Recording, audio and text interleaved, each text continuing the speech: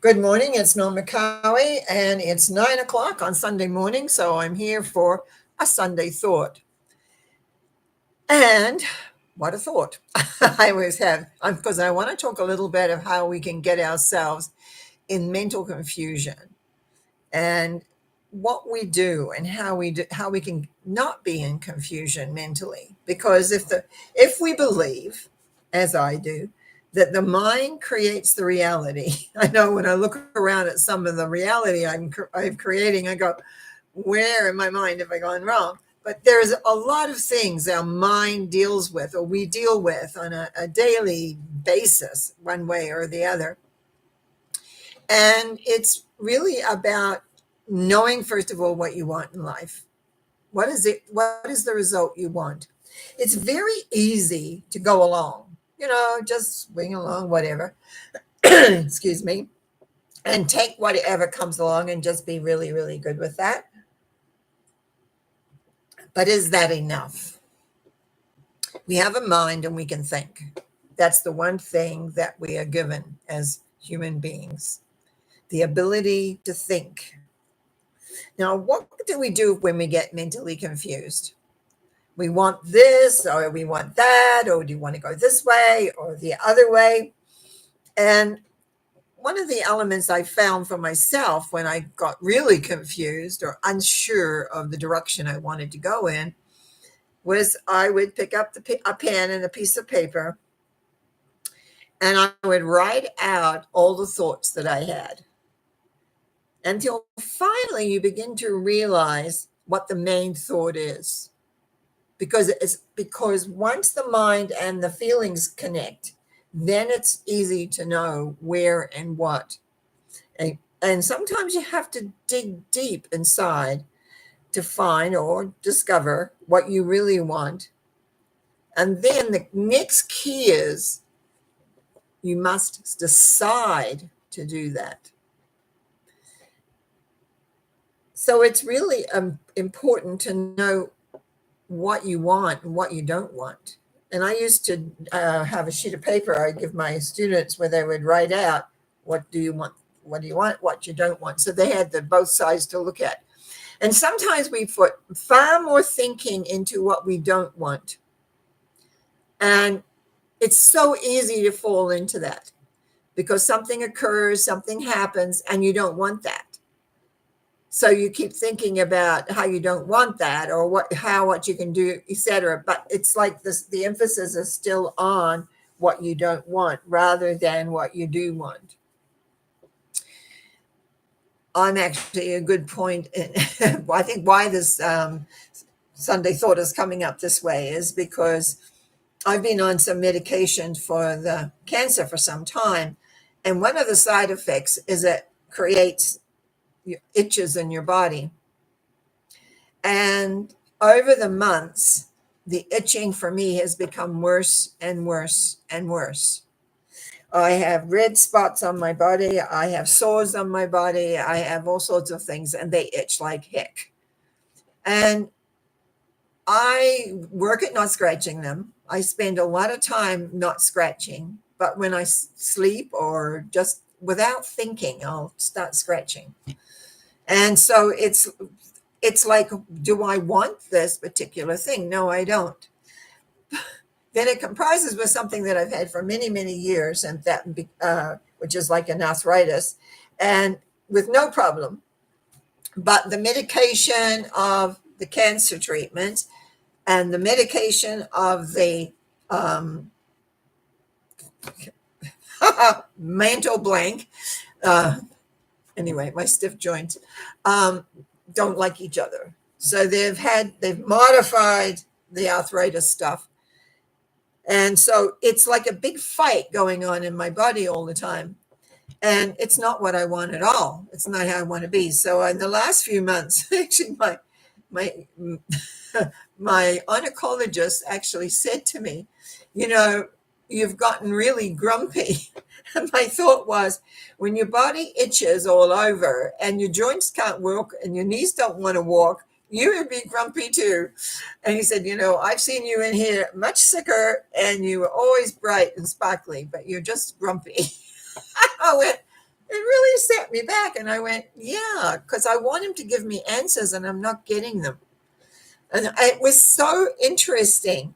So I was in a mental confusion of what do I do. Now I have an avenue in which I must follow through come Monday. But it's like you get on the seesaw sometimes in these things. And it's like, I went, hey, I'm in control of my body here. I'm supposed to be. If I'm in control of my mind, I'm in control of my body. So what happens when you lose control of your mind? When you're not being your, you're not the keeper of your thought patterns. You're just accepting what people say. And then actually, I had been talking for some months about, well, how long does this thing have to go on for? And anyway, to make a long decision short, by the end of the day, when I was there on Friday, we came to a conclusion: one more treatment, and then we're going to wait till a big test, and if everything is okay. And then he said to me, after not telling me one thing about how to help with the itching, how to do anything else, no solution. That's what I began to realize. I was not getting a solution from this doctor at all to help me understand how I could solutionize what. And I always had enjoyed my conversations with him, but it was like I was getting down, going down and down and down and down. And so there was no solution at all. And then he finally says to me, the last thing he says to me said, you know, a lot of people stop this treatment because of the itching. And I went, there it is. I've been asking, how much longer do I have to do this? And now I know. So I've got one more treatment, no treatment for December. January, I have a big test. And after that, itching will hopefully disappear into the past. And anybody out there who's suffering from anything that creates an itch, you have my total empathy. It is so hard not to scratch when you itch, and when you itch all over, it's just like like you radiate what the discontent within the body. Anyway, I didn't really mean to get on that topic this morning, but it was been bothering me that my doctor wouldn't give me a solution to never told me one thing I could take. I had to go and scrounge around my friends, find out what they do, what's the best thing to do. And they put me on a path. I had to ask friends for some other solutions. Using my friends, I found solutions for some of the things. But at the same point, I don't like taking a lot of I have not been a big meditation yet, medication person. I've had something for years and years because I blew out my thyroid very early. So we always know our own answers, but we live in a world where everybody knows what's best for you, especially when you're putting your life into hands of people who are supposed to know. And we do that. It's almost like sacrificial lambs in a way, without really thinking or really, really perceiving what's going on or what's happening. All I knew in the last few months is my physical body was screaming at me every moment of the day. So I am now telling it one more time. We'll have a 2-month kind of window basically, and then we'll know that hopefully we can begin to clear out. And it does. And another thing I was told that these treatments I've been getting will stay in the system for a while, which means nothing's going to clear up overnight. But it's like I know how to deal with this. I've been dealing with this getting worse and worse for months. So it's like knowing how to speak up and when to speak up, and arranging within yourself all the elements that say what you're needing. So let's get back to what I was starting and kind of got sidetracked of what the main thing in my head was. Your mind is the key to how your life works. If you know what you want and you think it, if you believe it. Now, we can think a lot of things, but we don't believe them. but if you believe it. Very often when we're dealing with people in positions of power, like doctors, etc., we take what they say because they are the expert. And I unfortunately fell in the same boat. My regular GP I love, and she's great and always has been there. But I was in a whole different area. And yes, they did an amazing job because my body was not happy with what was going on. It was, and it really was. I was really not well with this type of cancer. Anyhow, I want to get back to being myself, where I feel good, where I get up and I'm happy. And even though I love doing these shows to talk to you, there are times when it's been an effort, and I'm sure it shows. It shows in my volume of my voice or how we're doing. Anyway, remember, you are the dictator of your life mentally, how you cope with things. Life doesn't always work the way we want it to, but that's the challenge that we have for being human. We never know when we're going to go into some chaos or some method where things are not working, but we have a mind. We've been given a mind to things. And I've always found if I write everything out, it gets it really clear, because it separates what's going on in the mind, which goes round and round and round. And sometimes you end up more confused. If you write it out, you get a sense of direction and even steps that you need to take to achieve what it is you're wanting to achieve. I believe truly that we always know what we want, but the key that most people miss, and listen for this word, is deciding. When you give your power away, when you give it to another person, when you allow yourself to get in confusion and don't make a decision exactly where you are or what's happening or what you're doing, it's important to know your decision. And very often in relationships, you'll say, oh, that's not really a big deal. When a person says something and you don't really go along with it, so you let it go.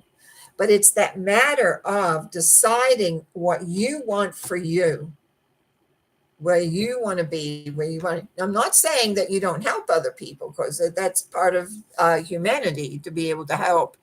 But it means that you really want to help, that you're willing to give up something of yourself. Time usually is what it is, or it could be something else, in order to help. And you do it freely, lovingly, graciously. But other than that, watch what your thinking is doing. I was getting sloppy in my thinking, mainly because I've been sidetracked by my body screaming at me. But it was really like saying, and these things happen, and then I go, hang on a minute, let's go back to basics. Thought and emotion join together to create. So what are you deciding right now? What are you thinking right now? What emotion is going along with that right now? Very often when you have hardships happening, there is a tendency to feel sorry for yourself. So you kind of, get down, you get upset, and you begin not to think rationally. So I want you to know that you have the key. Thoughts are important. They build your house. The emotion fills in the spot. It fills in the framework, that's what I usually say. So it fills it in, it makes it more like the house. And so if you know that you've got things going on in your life that isn't exactly what you want, take a big breath, decide what you want, because the decision is the key to decide. Once you've decided, then it's easy to get the thoughts to fall into line, and then the emotion to get behind so that it can be achieved. So thank you for listening. I kind of went on my own little rant here, and I want to say hi to Yvonne and thank her very much for tuning in, and for the thumbs up, which is always important. And I had an email coming in saying we had another subscriber join the flock. So I want to thank you all. You all are important. You all contribute and help keep me strong. So thank you. And I will see you again on Wednesday morning at 9 o'clock, where I'm going to talk about the last three numbers. 8, I think we go 7, 8. No, I forget. Anyway, the last three numbers, whatever. Yeah. 9, 8, 7, 7, 8, 9. So of the tarot. And that's always interesting because you're getting towards the end of the journeys within the symbologies. Talk to you then, and you have a great day, and do something that you love to do that gives you great pleasure. That always lifts us up no matter what. Blessings. Thanks.